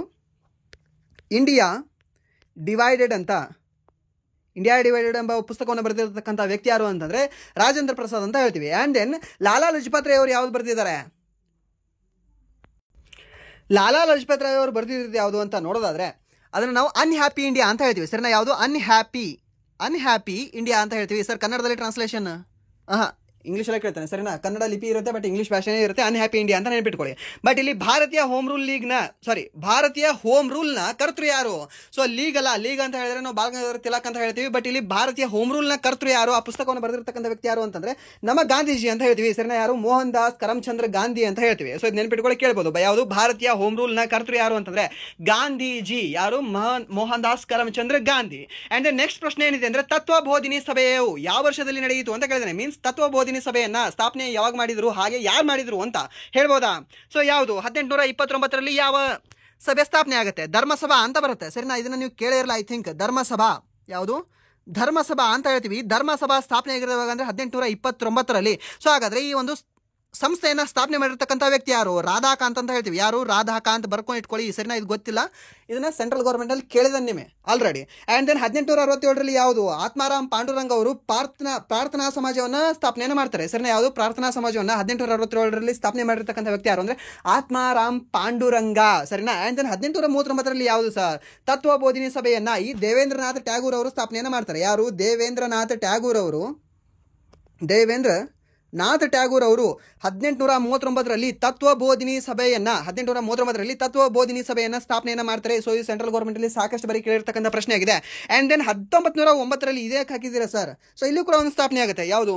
ರಮಾಬಾಯಿ ಅವರು ಮಾಡ್ತಾರಲ್ಲ, ಯಾವ್ದು ಮಾಡ್ತಾರೆ ರಮಾಬಾಯಿ ಅವರು? ಪುಣಾ ಸೇವಾ ಸದನ ಅಂತ ಬರುತ್ತೆ, ಸರಿನಾ. ಯಾವುದು? ಪುಣಾ ಸೇವಾ ಸದನ ಅಂತ, ಸೇವಾ ಸದನ, ಸರಿನಾ. ನನ್ನ ಹ್ಯಾಂಡ್ ರೈಟಿಂಗ್ ನೋಡ್ಕೊಳ್ಬಿಡಿ, ಜಸ್ಟ್ ನನ್ನ ವಾಯ್ಸ್ ಕೇಳ್ಕೊಳ್ಳಿ, ಸರಿಯಾಗಿ ನೀವು ನೆನಪಿಟ್ಕೊಳ್ಳಿ, ಸರಿನಾ. ಯಾವುದು? ಪುಣಾ ಸೇವಾ ಸದನ ಎಂಬ ಒಂದು ಸಂಸ್ಥೆನ ಪ್ರಾರಂಭ ಮಾಡಿರ್ತಕ್ಕಂಥ ವ್ಯಕ್ತಿ ಯಾರು ಅಂತಂದ್ರೆ ಈ ನಮ್ಮ ರಮಾಬಾಯಿ ಅಂತ ಹೇಳ್ತೀವಿ, ಸರಿನಾ. ಯಾವ ರಾಜ್ಯದವರು ಇವರು? ಮಹಾರಾಷ್ಟ್ರ ರಾಜ್ಯದವರು ಅಂತ ಹೇಳ್ತೀವಿ. ಸೊ 4 ಕೂಡ ನೆನಪಿಟ್ಕೊಳ್ಳಿ. ಯಾವುದು? 1839ರಲ್ಲಿ ತತ್ವಬೋಧಿನಿ ಸಭಾ. ಆ್ಯಂಡ್ ದೆನ್ ಪುಣಾ ಸದನ ಯಾವಾಗ ಅಂತಂದ್ರೆ 1909ರಲ್ಲಿ. ಆ್ಯಂಡ್ ದೆನ್ ಈ ಪ್ರಾರ್ಥನಾ ಸಮಾಜ ಯಾವಾಗ ಅಂದ್ರೆ 1867ರಲ್ಲಿ. ಆ್ಯಂಡ್ ದೆನ್ ಈ ಧರ್ಮಸಭಾ ಅನ್ನೋದು 1829ರಲ್ಲಿ, ಸರಿನಾ. 29ರಲ್ಲಿ. ಆ್ಯಂಡ್ ದೆನ್ ನೆಕ್ಸ್ಟ್ ಗುಲಾಮ ವಂಶದ ಕೊನೆಯ ಆಡಳಿತಗಾರ ಯಾರು ಅಂತ ಕೇಳಿದ್ದಾನೆ, ಸರಿನಾ. ಯಾವುದು? ಗುಲಾಮ ವಂಶದ ಕೊನೆ ಆಡಳಿತಗಾರ ಯಾರು ಅಂತ ಯಾರಿದ್ದಾರೆ? ಅಲಾವುದ್ದೀನ್ ಖಿಲ್ಜಿ, ಆಲಂ ಶಾ, ಇಬ್ರಾಹಿಂ ಲೋಧಿ ಆ್ಯಂಡ್ ದೆನ್ ಕುಮರ್ಸ್, ಸರಿನಾ. ಸರ್ ಈ ಖಿಲ್ಜಿ ವಂಶಕ್ಕೆ ಸಂಬಂಧಪಟ್ಟಿದ್ದಾನೆ, ಗುಲಾಮಿಗಲ್ಲ. And then Alam Shah, so ಇವರು ಇರಬಹುದು. ಆ್ಯಂಡ್ ದೆನ್ ಇಬ್ರಾಹಿಂ ಲೋಧಿ ವಂಶಕ್ಕೆ ಸಂಬಂಧಪಟ್ಟಿದ್ದಾರೆ. ಬಟ್ ಇಲ್ಲಿ ಉಳಿದಿರೋ ಅಂತಂದರೆ ಕುಮರ್ಸ್. ಈ ಕುಮರ್ಸ್ ಏನಿದಾರಲ್ವಾ, ಈ ಗುಲಾಮಿ ವಂಶದ ಕೊನೆಯ ಆಡಳಿತಗಾರರಾಗಿದ್ದಾರೆ. ಸೊ ಈ ಗುಲಾಮಿ ವಂಶದ ಬಗ್ಗೆ ನಾನು ಟಾಪಿಕ್ ವೈಸ್ ಒಂದು ಥಿಯರಿ ಕ್ಲಾಸ್ ಮಾಡಿದ್ದೆ. ಯಾರು ನೀವು ನೋಡಿಲ್ಲ ಅಲ್ವಾ, ಪ್ಲೇಲಿಸ್ಟಲ್ಲಿ ಹೋಗಿ ಚೆಕ್ ಮಾಡ್ಕೊಂಡು ನೋಡ್ಕೊಳ್ಳಿ. ಆ್ಯಂಡ್ ದೆನ್ ನೆಕ್ಸ್ಟ್ ಪ್ರಶ್ನೆ ಏನಿದೆ ಅಂತಂದರೆ ಕಲ್ಚೂರಿ ರಾಜವಂಶದ ಸ್ಥಾಪಕರು ಯಾರು? ಸರ್ ಕಲ್ಚೂರಿ ಬಿಜ್ಜಳರ? ಕಲಚೂರಿ ರಾಜವಂಶ ಅಂತ ಮಧ್ಯಪ್ರದೇಶದಲ್ಲಿ ಕಂಡು ಬರುತ್ತೆ, ಸರಿನಾ. ಸೊ ಆ ಕಲಚೂರಿ ರಾಜವಂಶದ ಸ್ಥಾಪಕ ಯಾರು ಅಂತ ಕೇಳಿದಾನೆ. ಯಾರು? ದುರ್ಲಭ ವರ್ಮನ್ ಏನಿದಾರಲ್ವಾ, ಕಾರ್ಕೋಟಕ ವಂಶ ಅಂತ ಬರುತ್ತೆ. ಯಾವುದು? ಕಾರ್ಕೋಟ ಅಂತ ಹೇಳ್ತೀವಿ. ಆ ಕಾರ್ಕೋಟ ವಂಶದ ಸ್ಥಾಪಕ ಯಾರು ಅಂತಂದ್ರೆ ಈ ದುರ್ಲಭ ವರ್ಮ ಅಂತ ಹೇಳ್ತೀವಿ. ಸೊ ಹಾಗಾದ್ರೆ ಇದು ಆಗ್ಲಿಕ್ಕೆ ಸಾಧ್ಯ ಇಲ್ಲ. ಆ್ಯಂಡ್ ದೆನ್ ಅವಂತಿ ವರ್ಮನ್ ಯಾರು ಸರ್? ಅವಂತಿ ವರ್ಮನ್ ಏನಿದಾರಲ್ಲ ಇವರು ಉತ್ಪಲ ಅಂತ ಬರುತ್ತೆ. ಯಾವುದು? ಉತ್ಪಲ ಅನ್ನುವ ಒಂದು ವಂಶವನ್ನ ಸ್ಥಾಪನೆ ಮಾಡಿರ್ತಕ್ಕಂಥ ವ್ಯಕ್ತಿ ಯಾರು ಅಂದ್ರೆ ಅವಂತಿ ವರ್ಮನ್ ಅಂತ ಹೇಳಿದ್ವಿ. ಆ್ಯಂಡ್ ದೆನ್ ಸಂಗ್ರಾಮ್ ರಾಜ್ ಯಾರು ಸರ್? ಸಂಗ್ರಾಮ್ ರಾಜ್ ಯಾರು ಅಂತಂದ್ರೆ ಈ ಲೋಹಾರ್ ಅಂತ ಬರುತ್ತೆ. ಯಾವುದು? ಲೋಹಾರ್. ಈ ಲೋಹಾರ್ ಎಂಬ ಒಂದು ಮನೆತನವನ್ನು ಸ್ಥಾಪನೆ ಮಾಡಿರ್ತಕ್ಕಂಥ ವ್ಯಕ್ತಿ ಯಾರು ಅಂದ್ರೆ ಸಂಗ್ರಾಮ್ ರಾಜ್ ಅಂತ ಹೇಳ್ತೀವಿ, ಸರಿನಾ. ಕಾರ್ಕೋಟ ದುರ್ಲಭ ವರ್ಮನ್, ಉತ್ಪಲ ಯಾವುದಂದ್ರೆ ಅವಂತಿ ವರ್ಮನ್, ಆ್ಯಂಡ್ ದೆನ್ ಲೋಹಾರ್ ಯಾವುದು ಅಂದ್ರೆ ಸಂಗ್ರಾಮ್ ರಾಜ್, ಸರಿನಾ. ಬಟ್ ಇಲ್ಲಿ ಕಲಚೂರಿ ರಾಜವಂಶದ ಸ್ಥಾಪಕ ಯಾರು ಅಂತ ಕೇಳಿದ್ರೆ ಅವಾಗ ನಾವು ಹೇಳ್ತೀವಿ ವಾಮರಾಜ್ ದೇವ್ ಅಂತ ಹೇಳ್ತೀವಿ, ಸರಿನಾ. ಯಾರು? ವಾಮರಾಜ್ ದೇವ್ ಅಂತ. ಬಟ್ ನೀವು ಗೂಗಲ್ ಮಾಡಿದಾಗ ಇನ್ನೊಬ್ರು ಯಾರೋ ಒಬ್ಬ ವ್ಯಕ್ತಿ ಬರ್ತದೆ, ಪಕ್ಕದಲ್ಲಿ ಏನೋ ಅವ್ರ ಹೆಸರಿದ್ದಾರೆ, ಸರಿನಾ. ಬಟ್ ಅವರಲ್ಲ. ಇದು ಸರಿಯಾದ ಉತ್ತರ ಯಾವುದು ಅಂದರೆ ಕಲ್ಚುರಿ ರಾಜವಂಶದ ಸ್ಥಾಪಕರು ವಾಮರಾಜದೇವ್ ಅಂತ ಹೇಳ್ತೀವಿ. ಸೊ ಇದು ಎಲ್ಲಿ ಕಂಡು ಬರ್ತಾ ಇತ್ತು? ಮಧ್ಯಪ್ರದೇಶದಲ್ಲಿ ಕಂಡು ಬರ್ತಕ್ಕಂಥ ಒಂದು ಸಂಸ್ಥಾನ ಆಗಿತ್ತು. ಅಂಡ್ ದೆನ್ ನೆಕ್ಸ್ಟ್ ಪ್ರಶ್ನೆ, ಬೌದ್ಧ ಧರ್ಮದಲ್ಲಿ ನಿರ್ವಾಣದ ಸಂಕೇತ ಯಾವುದು ಅಂತ ಹೇಳಿದಾನೆ, ಸರಿನಾ. ಬೌದ್ಧ ಧರ್ಮದಲ್ಲಿ ನಿರ್ವಾಣದ ಸಂಕೇತ ಯಾವುದು? ಕಮಲದ ಚಿಹ್ನೆ, ಸ್ತೂಪ, ಸಿಂಹ ಮತ್ತು ಸೈಕಲ್ ಅಂತ ಕೊಟ್ಟಿದ್ದಾನೆ. ಸೈಕಲ್ ಆಪ್ಷನ್ ಸ್ವಲ್ಪ ಮಿಸ್ ಆಗಿದೆ, ಸರಿನಾ. ಸೈಕಲ್ ಅಲ್ಲ. ಸೊ ಇಲ್ಲಿ ಬೌದ್ಧ ಧರ್ಮದ ನಿರ್ವಾಣದ ಸಂಕೇತ ಯಾವುದು ಅಂತಂದ್ರೆ ಬೋಧಿ ವೃಕ್ಷ ಅಂತ ಹೇಳ್ತೀವಿ, ಸರಿನಾ. ಯಾವುದು? ಬೋಧಿ ವೃಕ್ಷ. ಈ ಬೋಧಿ ವೃಕ್ಷ ಏನಿದೆ ಅಲ್ವಾ, ಬೌದ್ಧ ಧರ್ಮದ ನಿರ್ವಾಣದ ಸಂಕೇತವಾಗಿದೆ. ಸೊ ಹಾಗಾದ್ರೆ ಸ್ತೂಪ ಏನು? ಡೆತ್ ಸಂಕೇತ, ಸರಿನಾ. ಈ ಒಂದು ಸಾವಿನ ಸಂಕೇತ ಯಾವುದು ಈ ಒಂದು ಬೌದ್ಧ ಧರ್ಮದಲ್ಲಿ ಅಂತಂದ್ರೆ ಈ ಒಂದು ಸ್ತೂಪ ಅಂತ ಹೇಳ್ತೀವಿ. ಅಂಡ್ ದೆನ್ ಸಮೃದ್ಧಿಯ ಸಂಕೇತ ಯಾವುದು ಅಂತ ಕೇಳಿದ್ರೆ ಸಿಂಹ ಅಂತ ಹೇಳ್ತೀವಿ. ಎಸ್ ಫಾರ್ ಸಿಂಹ, ಎಸ್ ಫಾರ್ ಸಮೃದ್ಧಿ ಅಂತ ನೆನ್ಪಿಟ್ಕೊಳ್ಳಿ. ಸಮೃದ್ಧಿ, ಸರಿನಾ. ಸಮೃದ್ಧಿ ಹುಡುಗಿ ಹೆಸರಲ್ಲ, ಇದು ಸಮೃದ್ಧಿ ಅನ್ನೋದು ಹೇಳ್ತೀವಿ. ಸುಖ ಸಮೃದ್ಧಿ ಅಂತ ಹೇಳ್ತೀವಲ್ವಾ, ಆ ಥರ ಇದು ಸಮೃದ್ಧಿ. ಆ್ಯಂಡ್ ದೆನ್ ನೆಕ್ಸ್ಟ್ ಪ್ರಶ್ನೆ ಏನಿದೆ ಅಂತಂದರೆ, ಓಕೆ, ನೆಕ್ಸ್ಟ್ ಟಾಪಿಕ್ ಯಾವುದು ಅಂದರೆ ಪೊಲಿಟಿ, ರಾಜಕೀಯ ಅಂತ ಹೇಳ್ತೀವಿ, ರಾಜಶಾಸ್ತ್ರ. ಸೊ ಇದರಲ್ಲಿರ್ತಕ್ಕಂಥ 5 ಪ್ರಶ್ನೆಗಳನ್ನು ಹಾಗೆ ಅದಕ್ಕೆ ಸಂಬಂಧಪಟ್ಟಿರ್ತಕ್ಕಂಥ ಆಪ್ಷನ್ಗಳನ್ನು ಡಿಸ್ಕಷನ್ ಮಾಡೋಣ, ಹಾಗೆ ಈ ಒಂದು ಕ್ಲಾಸ್ನ ಏನು ಮಾಡೋಣ. ಸೊ ಯಾವುದಿದೆ ಮೊದಲ ಪ್ರಶ್ನೆ, ರಾಜ್ಯಸಭೆಯಲ್ಲಿ ಸ್ಥಾನಗಳ ಹಂಚಿಕೆಯನ್ನು ಯಾವ ವೇಳಾಪಟ್ಟಿಯಲ್ಲಿ ವಿವರಿಸಲಾಗಿದೆ? ಸರ್ ಏನು ಸರ್ ವೇಳಾಪಟ್ಟಿ? ಶೆಡ್ಯೂಲ್ ಅಂತ ಹೇಳ್ತೀವಿ. ಸರ್ ಶೆಡ್ಯೂಲ್ ಅಂದರೆ ಏನು ಸರ್? ಅನುಸೂಚಿ ಅಂತ ಹೇಳ್ತೀವಿ. ಸೊ ಟೋಟಲಿ ಎಷ್ಟು ಅನುಸೂಚಿಗಳು ಕಂಡು ಬರ್ತವೆ? 12 ಅನುಸೂಚಿಗಳು ಕಂಡು ಬರ್ತವೆ. ಆ 12 ಅನುಸೂಚಿಯಲ್ಲಿ ಈ 4ನೇ ಅನುಸೂಚಿ ಏನಿದೆ ಅಲ್ವಾ, ಅದು ಏನಂತ ಹೇಳುತ್ತೆ ಅಂದರೆ ರಾಜ್ಯಸಭೆಯಲ್ಲಿ ಸ್ಥಾನಗಳ ಹಂಚಿಕೆಯನ್ನು ಹೇಳಲ್ಪಡ್ತದೆ. ಯಾವುದು? ರಾಜ್ಯಸಭೆಯಲ್ಲಿ ಸ್ಥಾನಗಳ ಹಂಚಿಕೆಯ ಬಗ್ಗೆ ಹೇಳಲ್ಪಡ್ತದೆ. ಸೊ ಟೋಟಲಿ ಒಂದ್ಸರಿ 12 ಅನುಸೂಚಿಗಳನ್ನು ನೋಡ್ಕೊಂಡು ಬರೋಣ ಅಲ್ಲ, ಅಲ್ಲೇನು ಪ್ರಾಬ್ಲಮ್ ಇದೆ. ಸೊ 1 ಮಾರ್ಕ್ಸ್ ಬರುತ್ತೆ ಅದರಲ್ಲಿ. ಫಿಕ್ಸ್ ಕ್ವಶನ್ ಕೇಳ್ತಾನೆ SSC GD MTS and then D ಗ್ರೂಪಲ್ಲಿ, ಸರಿನಾ. RRB ಎಲ್ಲ ಎಕ್ಸಾಮಲ್ಲಿ ಕೇಳ್ತಾನೆ. ಬಟ್ ಇದರಲ್ಲಿ ಫಿಕ್ಸ್ ಇದ್ರ ಮೇಲೆ ಟಾಪಿಕ್ ಕೇಳ್ತಾನೆ. ಸೊ ಮೊದಲೇದು ಯಾವ್ದು ಅಂತ ಹೇಳ್ತೀವಿ, ನಮ್ಮ ಭಾರತ ಭೂಪ್ರದೇಶ ಅಂತ ಹೇಳ್ತೀವಿ. ಎರಡನೇದು ಅವರ ಒಂದು ಸ್ಯಾಲ್ರಿ ಅಂತ ಹೇಳ್ತೀವಿ, ಸರಿನಾ. ಯಾವುದು? ಸ್ಯಾಲ್ರಿ ಅಂತ ಹೇಳ್ತೀವಿ. ಯಾರ್ದು? ಈ ರಾಷ್ಟ್ರಪತಿ, ಉಪರಾಷ್ಟ್ರಪತಿ, ಗವರ್ನರು, ಅವರು ಇವರು ಅಂತ, ಸರಿನಾ. ಅಟಾರ್ನಿ ಜನರಲ್, ಅಡ್ವೊಕೇಟ್ ಜನರಲ್, ಅವ್ರದ್ದೆಲ್ಲರದು ಕೂಡ ಸ್ಯಾಲ್ರಿ ಅದರ ಬಗ್ಗೆ ಇಲ್ಲಿ ಬರುತ್ತೆ. ಅಂದರೆ 2ನೇ ಅನುಸೂಚಿಯಲ್ಲಿ ಬರುತ್ತೆ. ಆ್ಯಂಡ್ ದೆನ್ 3ನೇದು ಪ್ರಮಾಣ ವಚನದಲ್ಲಿ ಬರುತ್ತೆ. ಪ್ರಮಾಣ ವಚನದ ಬಗ್ಗೆ ಬರುತ್ತೆ, ಸರಿನಾ. ಅವರೆಲ್ಲದೂ ಕೂಡ ಪ್ರಮಾಣ ವಚನದ ಬಗ್ಗೆ ಹೇಳುತ್ತೆ. ಪ್ರಧಾನಮಂತ್ರಿ ಆಗಿರಲಿ, ಆ್ಯಂಡ್ ದೆನ್ ರಾಷ್ಟ್ರಪತಿ ಆಗಿರಲಿ, ಉಪರಾಷ್ಟ್ರಪತಿ ಆಗಿರಲಿ, CM ಆಗಿರಲಿ, ಈ ಮಂತ್ರಿಗಳೇನಿರ್ತಾರಲ್ವಾ, ಮಂತ್ರಿಗಳು ಮ ಹಾಕಿ ಮತ್ತು ಕ ಹಾಕಬೇಡಿ, ಸರಿನಾ. ಸೊ ಅವ್ರದ್ದು ಸ್ಪೀಕರ್ ಅವ್ರದ್ದೆಲ್ಲರದು ಕೂಡ ಪ್ರಮಾಣ ವಚನದ ಬಗ್ಗೆ ಹೇಳುತ್ತೆ.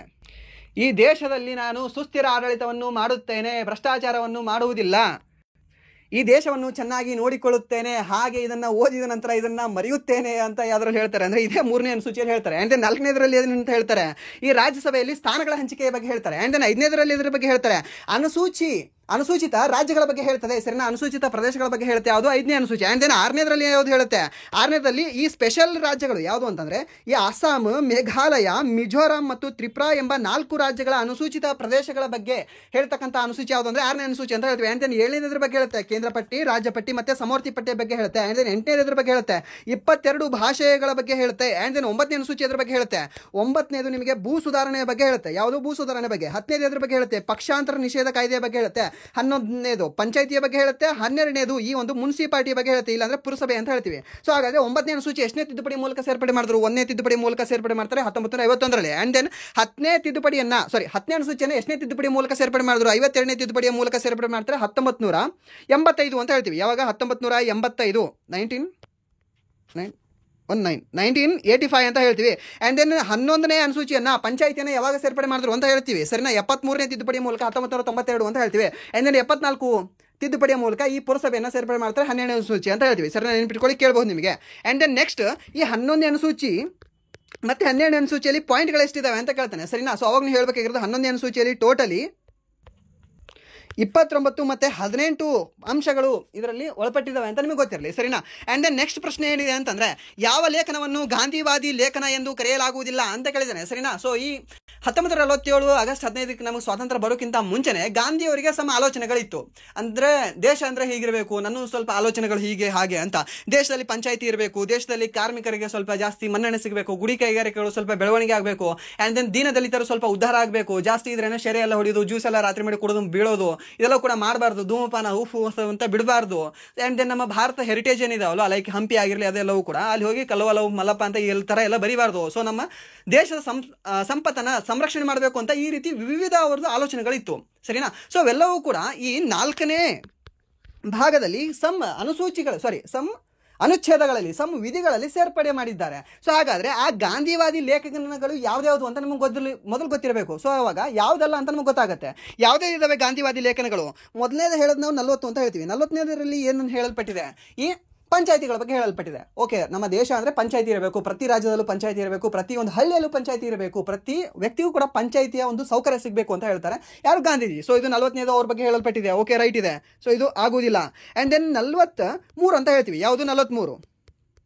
ಇದು ಕಾರ್ಮಿಕರ ಬಗ್ಗೆ ಹೇಳುತ್ತೆ. ಕಾರ್ಮಿಕರೇನಿದಲ್ವ ಅವರ ಯೂನಿಯನಲ್ಲಿ ಅವರು ಭಾಗವಹಿಸೋದ್ರ ಬಗ್ಗೆ ಆ್ಯಂಡ್ ದೆನ್ ಅವರ ಒಂದು ಸ್ವಲ್ಪ ಬೆಳವಣಿಗೆಯ ಬಗ್ಗೆ ಹೇಳ್ತಕ್ಕಂಥದ್ದು ಯಾವುದು ಅಂದರೆ 43ನೇ ವಿಧಿ ಅಂತ ಹೇಳ್ತೀವಿ. ಆ್ಯಂಡ್ ದೆನ್ ಇದು ಆದ ನಂತರ 46ನೇದು ಏನಂತ ಹೇಳುತ್ತೆ, ಈ ದೀನದಲಿತರು ಹಾಗೆ ಸಮ್ ಬ್ಯಾಕ್ವರ್ಡ್ ಕ್ಲಾಸಸ್ ಏನಿದಾರಲ್ವ ಅವರಿಗೆ ಸ್ವಲ್ಪ ಪ್ರೋತ್ಸಾಹ ಸಿಗಬೇಕು ಅಂತ ಹೇಳುತ್ತೆ. ಯಾವುದು 46ನೇ ವಿಧಿ. ಸೊ ಇದನ್ನು ಕೂಡ ಹೇಳಿದ್ದಾರೆ ಗಾಂಧೀಜಿ ಅವರು ಅಲ್ವಾ. ಸೊ ಹರಿಜನ ಸಂಘವನ್ನು ಸ್ಥಾಪನೆ ಮಾಡಿರೋರೇ ಈ ವ್ಯಕ್ತಿ, ಯಾರು ಅಂದರೆ ಮೋಹನ್ ದಾಸ್ ಕರಮ್ಚಂದ್ರ ಗಾಂಧಿ ಅಂತ ಹೇಳ್ತೀವಿ. ಆ್ಯಂಡ್ ದೆನ್ ನೆಕ್ಸ್ಟ್ 47 ಏನಂತ ಹೇಳುತ್ತೆ, ಓಕೆ ನೀವು ಜ್ಯೂಸ್ ಕುಡಿಬೇಡ್ರಿ ಆ್ಯಂಡ್ ದೆನ್ ಉಫ್ ಮಾಡಬೇಡ್ರಿ ಅಂತ ಹೇಳುತ್ತೆ. ಮೀನ್ಸ್ ನಿಮ್ಮ ದೇಹದ ಸ್ವಾಸ್ಥ್ಯ ಕಾಪಾಡ್ಕೊಳ್ರಿ ಗುರುಗಳೇ ಅಂತ ಹೇಳ್ತಾರೆ ದೇಶದವರಿಗೆ ಎಲ್ಲರಿಗೂ ಕೂಡ, ಸರಿನಾ. ಸೊ ಅದರ ಒಂದು ವಿರೋಧದ ಬಗ್ಗೆ ಹೇಳ್ತಕ್ಕಂಥ ಒಂದು ವಿಧಿ ಯಾವುದು ಅಂತಂದ್ರೆ 47ನೇ ವಿಧಿ. ಕುಡಿಬೇಡ ಅಂತ ಹೇಳಿದ್ರೆ, ಸೇದಬೇಡ ಅಂತ ಹೇಳಿದ್ರೆ ಎಲ್ಲಿ ಬರ್ತದ ಅಂತ ಕೇಳ್ತಿರ್ತಾರೆ, ಸರಿನಾ. ಸಂವಿಧಾನದಲ್ಲೇ ಬರ್ತದ ಒಂದ್ಸರಿ ನೋಡು ಅಂತ ಹೇಳಿ ಅವರಿಗೆ, ಸರಿನಾ. ಇಲ್ಲಾಂದ್ರೆ ಆ ಸಿಗರೇಟ್ ಪ್ಯಾಕ್ ಮೇಲೆ, ಇಲ್ಲ ಅಂತಂದ್ರೆ ಆ ಬಾಟಲ್ ಮೇಲೆ ಬರೆದಿರ್ತಾರೆ ಹಾನಿಕಾರಕ ಅಂತ. ಆ್ಯಂಡ್ ದೆನ್ ಇದು ಆದ ನಂತರ ನೆಕ್ಸ್ಟ್ 48 ಏನಿದೆ ಅಲ್ವಾ, 48A ಇದರಲ್ಲೂ ಕೂಡ ಹೇಳಲ್ಪಟ್ಟಿದೆ.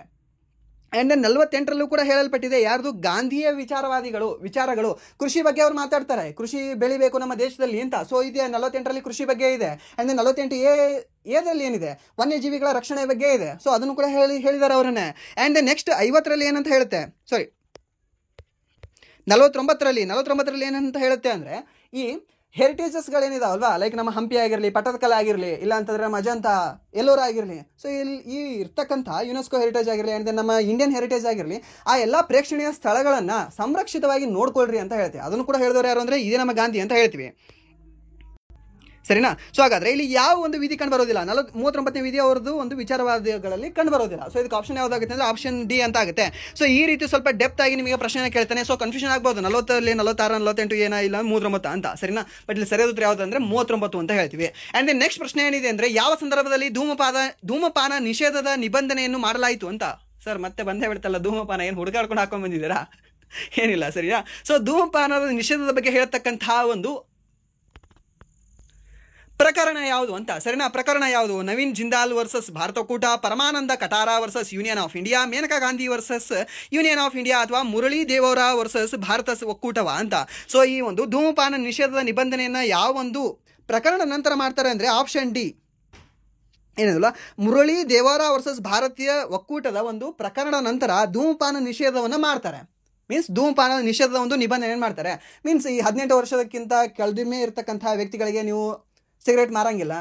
ಬಟ್ ನಮ್ಮ ಹಳ್ಳಿಗಳಲ್ಲೆಲ್ಲವೂ ಕೂಡ ಹೇಗೆ ಅಂದರೆ ಚೆಕ್ ಮಾರ್ಕ್ಗಳನ್ನೇ ಕಳಿಸ್ತಾರೆ, ಓಕೆ ಒಂದು ಪ್ಯಾಕೆಟ್ ತೊಗೊಂಡು ಬಾ ಅಂತ. ಓಕೆ, ಆ್ಯಂಡ್ ದೆನ್ ಇದನ್ನು ಹೇಳಿರುವಾಗ ಅಂದರೆ ಮುರಳಿ ದೇವರಾ ವರ್ಸಸ್ ಭಾರತ ಒಕ್ಕೂಟ ಸರ್ಕಾರದ ಒಂದು ಪ್ರಕರಣದ ನಂತರ ಇದು ನೀವು ಸಾಕಷ್ಟು ಜನ ಕೇಳೇ ಇರೋದಿಲ್ಲ, ಸರಿನಾ. ಈ ಥರ ಒಂದು ಮುರಳಿ ದೇವರಾ ವರ್ಸಸ್ ಭಾರತ ಒಕ್ಕೂಟ ಸರ್ಕಾರದ ಒಂದು ಪ್ರಕರಣ ಇದೆಯಾ ಅಂತ, ಸರಿನಾ. ಜಸ್ಟ್ ನೀವು ಕೇಳಿದ್ರೆ ಯಾವುದು ಅಂದರೆ ಕೇಶವಾನಂದ ಭಾರತಿ ಪ್ರಕರಣ, ಗೋಲಕ್ನಾಥ್ ಪ್ರಕರಣ, ಮತ್ತು ಯಾವುದು ಬರುತ್ತೆ LIC ವರ್ಸಸ್ ಇಂಡಿಯನ್ ಯೂನಿಯನ್ ಆ ಪ್ರಕರಣ, ಇದನ್ನೇ ಕೇಳಿರ್ತೀವಿ ನಾವು ಆಲ್ಮೋಸ್ಟ್. ಬಟ್ ಇದನ್ನು ಕೂಡ ನೆನ್ಪಿಟ್ಕೊಳ್ಳಿ. ಆ್ಯಂಡ್ ದೆನ್ ಇನ್ನೊಂದು ಮೋಸ್ಟ್ ಇಂಪಾರ್ಟೆಂಟ್ ಯಾವುದು ಅಂದರೆ ಸೆಂಟ್ರಲ್ ಗೌರ್ಮೆಂಟ್ಗೆ ಅಂದರೆ Maneka Gandhi versus union of India ಪ್ರಕರಣ ಅಂತ ಹೇಳ್ತೀವಿ. ಸರ್ ಏನು ಹೇಳುತ್ತೆ ಇದರಲ್ಲಿ? ಈ ನಮ್ಮ ಫಂಡಮೆಂಟಲ್ ರೈಟ್ ಅಲ್ಲಿ 21ನೇ ವಿಧಿ ಏನಂತ ಹೇಳುತ್ತೆ, ನಮ್ಮ ಜೀವಿಸುವ ಸ್ವಾತಂತ್ರ್ಯ ಅಂತ ಹೇಳುತ್ತೆ, ಸರಿನಾ. ನಮ್ಮ ಜೀವಿಸುವ ಸ್ವಾತಂತ್ರ್ಯ ಅಂತ ಹೇಳುತ್ತೆ. ಆ ಜೀವಿಸುವ ಸ್ವಾತಂತ್ರ್ಯದಲ್ಲಿ ನಮಗೆ ಫಂಡಮೆಂಟಲ್ ರೈಟ್ ಅಲ್ಲಿ ಮೂಲಭೂತ ಹಕ್ಕುಗಳಲ್ಲಿ ವಿದೇಶಕ್ಕೆ ಹೋಗುವುದು ನಮ್ಮ ಮೂಲಭೂತ ಹಕ್ಕು ಅಂತ ಹೇಳುತ್ತೆ. ಯಾವುದು? Maneka Gandhi versus union of India ಪ್ರಕರಣ.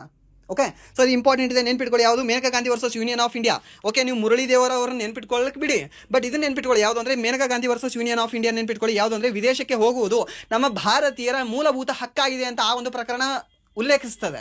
ಆ್ಯಂಡ್ ದೆನ್ ನೆಕ್ಸ್ಟ್ ಪ್ರಶ್ನೆ ಏನಿದೆ ಅಂತಂದರೆ ಸಂವಿಧಾನ ಸಭೆಯಲ್ಲಿ ಸ್ಟೀರಿಂಗ್ ಸಮಿತಿ ಅಧ್ಯಕ್ಷರು ಯಾರು ಅಂತ ಕೇಳಿದ್ದಾರೆ. ಸ್ಟೇರಿಂಗ್ ಸಮಿತಿ, ಓಕೆ, ಆ ಸ್ಟೇರಿಂಗ್ ಕಾರಲ್ಲಿ ಸ್ಟೇರಿಂಗ್ ಇರುತ್ತಲ್ವಾ, ಆ ಸ್ಟೇರಿಂಗನ್ನು ಹಿಡ್ಕೊಳ್ಳೋರು ಯಾರು?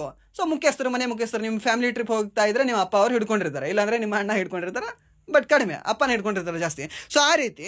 ಸೊ ಈ ಒಂದು ಸಂವಿಧಾನ ಸಭೆ ಅಧ್ಯಕ್ಷರು ಯಾರು ಅಂತಂದರೆ ಸರ್ ರಾಜೇಂದ್ರ ಪ್ರಸಾದ್. ಹೌದು, ಅವರೇ ಏನಿದಾರಲ್ವಾ ಈ ಸ್ಟೀರಿಂಗ್ ಸಮಿತಿ ಅಧ್ಯಕ್ಷರು ಕೂಡ ಅವರಾಗಿದ್ದರು. ಆ ಗಾಡಿ ಓಡಿಸೋರು ಯಾರಾಗಿದ್ರು ಅಂದರೆ ರಾಜೇಂದ್ರ ಪ್ರಸಾದ್ ಅವರೇ ಆಗಿದ್ರು. And then Jawaharlal Nehru union ಅಂತ ಏನು ಬರುತ್ತಲ್ವಾ, ಯೂನಿಯನ್ನಿಂದ ಸ್ಟಾರ್ಟ್ ಆಗಿರ್ತಕ್ಕಂಥ ಸಭೆಗಳಿಗೆ ಅಧ್ಯಕ್ಷರು ಯಾರು ಅಂತಂದರೆ ಇದೇ ಒಂದು ಜವಾಹರ್ಲಾಲ್ ನೆಹರು ಅಂತ ಹೇಳ್ತೀವಿ. And then next BN Rao, Benegal Rao ಅವರು. ಸೊ ಇವರು ಏನಾಗಿದ್ರು? ಸಂವಿಧಾನದ ಸಲಹಾ ಸಮಿತಿಯ ಅಧ್ಯಕ್ಷರಾಗಿದ್ದರು. ಮೀನ್ಸ್ ಸಲಹೆಗಾರರಾಗಿದ್ದರು ಅವರು. ಯಾರು? ನಮ್ಮ ಕರ್ನಾಟಕದವರು BN ರಾವ್ ಅಂತ ಹೇಳ್ತೀವಿ. ಸರ್ ನೆನ್ಪಿಟ್ಕೊಳ್ಳಿ, ಕೇಳ್ಬೋದು ನಿಮಗೆ. ಅಂಡ್ ದೆನ್ ನೆಕ್ಸ್ಟ್ ಪ್ರಶ್ನೆ, ಭಾರತದಲ್ಲಿ ದ್ವಿಆಡಳಿತದ ಪಿತಾಮಹ ಎಂದು ಯಾರನ್ನು ಕರೆಯಲಾಗ್ತದೆ ಅಂತ ಕೇಳಿದ್ದಾನೆ. ಸರಿ, ಯಾವುದು who is called as the father of dual governance in India ಅಂತ ಯಾವ್ದು ಕೊಟ್ಟಿದ್ದಾನೆ? ಆಪ್ಷನ್ ಎ ಮಿಂಟೋ ಅಂತ ಕೊಟ್ಟಿದ್ದಾನೆ. ಮಿಂಟೋನ್ ನಾವೇನಂತ ಕರಿತೀವಿ? ಕಮ್ಯುನಿಸಂ ಪಿತಾಮಹ ಅಂತ ಕರಿತೀವಿ. And then Lionel Curtis, and then option C Cornwallis ಅಂತ ಕೊಟ್ಟಿದ್ದಾನೆ. ಆಪ್ಷನ್ ಡಿ ಮೆಟಾಕಾಫ್ ಅಂತ ಕೊಟ್ಟಿದ್ದಾನೆ. ಸೊ ಇದಕ್ಕೆ ಸರಿಯಾದ ಉತ್ತರ ಯಾವುದಕ್ಕೆ ಅಂತ ಹೇಳ್ಬೋದಾ?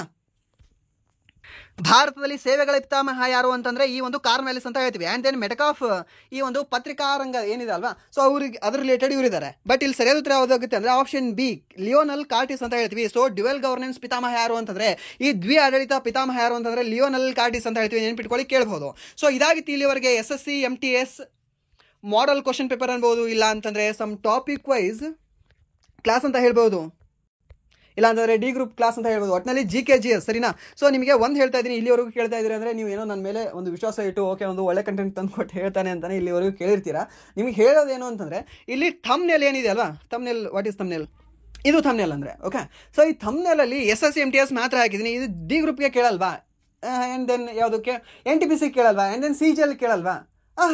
ಜಸ್ಟ್ ಸೆಂಟ್ರಲ್ ಗೌರ್ಮೆಂಟಿನ ಯಾವುದೇ ಎಕ್ಸಾಮ್ ತೊಗೊಳ್ಳಿ, GK ಏನಿದೆ ಅಲ್ವಾ, GK ಮತ್ತು GS ಅಂತ ನೀವು ಏನು ಹೇಳ್ತೀವಲ್ವ, ನಾನು ಜಸ್ಟ್ GK ಅಂತ ನಾನು ಕನ್ಸಿಡರ್ ಮಾಡ್ತೀನಿ ಅದಕ್ಕೆ. ಆ್ಯಂಡ್ ದೆನ್ ಅದರಲ್ಲಿ ಇಂಡಿವಿಜುವಲ್ ಟಾಪಿಕ್ ಅಂತ ನಾನು ಕನ್ಸಿಡರ್ ಮಾಡ್ಕೊಳ್ಳೋದು. ಲೈಕ್ ಹೇಗೆ ಅಂತಂದರೆ ಹಿಸ್ಟ್ರಿನೇ ಬೇರೆ ಇದೆ ಅಂತ ನಾನು ಕನ್ಸಿಡರ್ ಮಾಡ್ತೀನಿ, ಪೊಲಿಟಿನೇ ಬೇರೆ ಇದೆ ಅಂತ ಕನ್ಸಿಡರ್ ಮಾಡ್ತೀನಿ, ಜಿಯೋಗ್ರಫಿ ಬೇರೆ ಇದೆ ಅಂತ ಕನ್ಸಿಡರ್ ಮಾಡ್ತೀನಿ, ಸೈನ್ಸ್ ಬೇರೆ ಇದೆ ಅಂತ ಕನ್ಸಿಡರ್ ಮಾಡ್ತೀನಿ, ಸ್ಟ್ಯಾಟಿಕ್ GK ಬೇರೆ ಇದೆ ಅಂತ ಕನ್ಸಿಡರ್ ಮಾಡ್ತೀನಿ. ಬಟ್ ಎಲ್ಲ ಎಕ್ಸಾಮ್ಗೂ ಕೂಡ ಸೇಮ್ ಇದೆ ಅನ್ನೋದು ನಿಮಗೆ ಅರ್ಥ ಮಾಡ್ಕೊಳ್ಳಿ. ಓಕೆ, ಎಲ್ಲ ಎಕ್ಸಾಮ್ ಕೂಡ ಸೇಮ್ ಇದೆ. ನೀವು GD ಇಂದ ತೊಗೊಂಡು ನೀವು CGL ವರೆಗೂ ಹೋದರೂ ಕೂಡ, CP ವರೆಗೂ ಹೋದರೂ ಕೂಡ, ಮೊನ್ನೆ CP ರಿಸಲ್ಟ್ ಬಂತು, ಸೇಮ್ ಎಲ್ಲ ಕ್ವಶನ್ ಪೇಪರ್ಗಳಲ್ಲೂ ಕೂಡ ನಿಮಗೆ ಕೇಳೋದು ಯಾವುದು ಅಂತಂದರೆ ಸೇಮ್ ಕ್ವಶನ್ಗಳು ಬರ್ತವೆ. ಜಸ್ಟ್ ನಿಮಗೆ ವೇರಿ ಆಗ್ಬೋದು ಕ್ವಶನ್ ಲೆವೆಲ್. ಬಟ್ ನಿಮಗೆ ಕರ್ನಾಟಕ ಗೌರ್ಮೆಂಟಲ್ಲಿ ಹಾಗಿಲ್ಲ. ನಿಮಗೆ ಕರ್ನಾಟಕ ಗೌರ್ಮೆಂಟಲ್ಲಿ PC ಓದಬೇಕಂದ್ರೆ ಒಂದು ಓದ್ತೀರಾ ನೀವು, ಆ್ಯಂಡ್ ದೆನ್ ನೀವು SDA ಓದಬೇಕಂದ್ರೆ ಮತ್ತೊಂದು ಓದ್ತೀರಾ, ಆ್ಯಂಡ್ ದೆನ್ KS ಓದಬೇಕಂದ್ರೆ ಮತ್ತೊಂದು ಓದ್ತೀರಾ. ಬಟ್ ಸೆಂಟ್ರಲ್ ಗೌರ್ಮೆಂಟಲ್ಲಿ ಹಾಗೆ ಭೇದ ಭಾವನೆ ಮಾಡಿಲ್ಲ ಅವರು. ಒಟ್ಟಿನಲ್ಲಿ ನೀನು ಕೇಳ್ತೀನಿ, ಪಾಸ್ ಆಗ ಅಷ್ಟೇ ನೀನು ಅಂತ. ಓಕೆ, ಸೊ ಆ ರೀತಿ ಟಫೇ ಬಂದಿರುತ್ತೆ ಆಲ್ಮೋಸ್ಟ್. ಸೊ ಓಕೆ, ಈ GDL ಹೇಳ್ಬೋದು ಸ್ವಲ್ಪ ಈಸಿ ಬರುತ್ತೆ ಹಾಗೆ ಹೇಗೆ ಅಂತ. ಬಟ್ ಕಾನ್ಸೆಪ್ಟ್ ಅದೇ ಇದೆ ಅಲ್ವಾ. ಸೊ ಕಾನ್ಸೆಪ್ಟ್ ಅದೇ ಇದೆ ಅಂದರೆ ಈಸಿ ಇದೆ ಅಂದರೆ ಅಲ್ಲಿ 20 ಔಟ್ ಆಫ್ 20 ಮಾಡ್ಕೊಳ್ಬೋದು ನಾವು GDಯಲ್ಲಿ. ನಾವೇನಾದರೂ MTS ಲೆವೆಲಲ್ಲಿ ಓದ್ಕೊಂಡ್ರೆ. ಸೊ ಏನಾದರೂ ನಾನು CGL ಲೆವೆಲಲ್ಲಿ ಓದ್ಕೊಂಡ್ರೆ ಈ MTS ಅಲ್ಲಿ ಮಾಡ್ಬೋದು. ಸೊ 125 ಕ್ವಶನ್ಗೆ 123, 22 ಅಂತ ಅಲ್ವಾ. ಸೊ ಇದನ್ನು ನೀವು ನೋಡ್ಕೊಳ್ಳಿ. And then SSC MTS exam ಕೂಡ ಲೇಟ್ ಆಗಿಲ್ಲ. ಸೊ ಈ ಡಿಸೆಂಬರ್ ಫಸ್ಟ್ ವೀಕಲ್ಲಿ, ಇಲ್ಲಾಂದರೆ ನವಂಬರ್ ಲಾಸ್ಟ್ ವೀಕಲ್ಲಿ ಅದರದ್ದು ಡೇಟ್ ಅನೌನ್ಸ್ ಮಾಡ್ತಾನೆ. ಸರಿನಾ. ಸೊ ಡೇಟ್ ಅನೌನ್ಸ್ ಆದರೆ ಕ್ವಿಕ್ಕಾಗಿ ಎಕ್ಸಾಮ್ ಆಗಿಬಿಡುತ್ತೆ. ಲೈಕ್ ಇವಾಗ CHS ಅಲ್ಲಿ ಇದೆ ಅಲ್ವಾ, CHS ಒಂದು 10-15 ಡೇಸಲ್ಲಿ ಎಕ್ಸಾಮ್ ಮುಗಿದ್ಬಿಡ್ತು, SSC MTS ಬಂದೇ ಬಿಡುತ್ತೆ. ಸೊ ಅದಕ್ಕೆ ಸ್ವಲ್ಪ ತಯಾರಿ ನೀವು ಜಾಸ್ತಿ ಮಾಡಿ ಅಂತ ಹೇಳ್ತಾ, ಹಾಗೆ ಇಂಗ್ಲೀಷನ್ನು ಕೂಡ ಸ್ವಲ್ಪ ರಿವೈಸ್ ಮಾಡ್ಕೊಳ್ಳಿ. ಆ್ಯಂಡ್ ದೆನ್ 11 ಮಿನಿಟ್ ಶೋ ಅಂತ ಒಂದು ಹೊಸ ಕಾನ್ಸೆಪ್ಟಿಂದ ಒಂದು ಮಾಡ್ತಿದ್ದೀವಿ.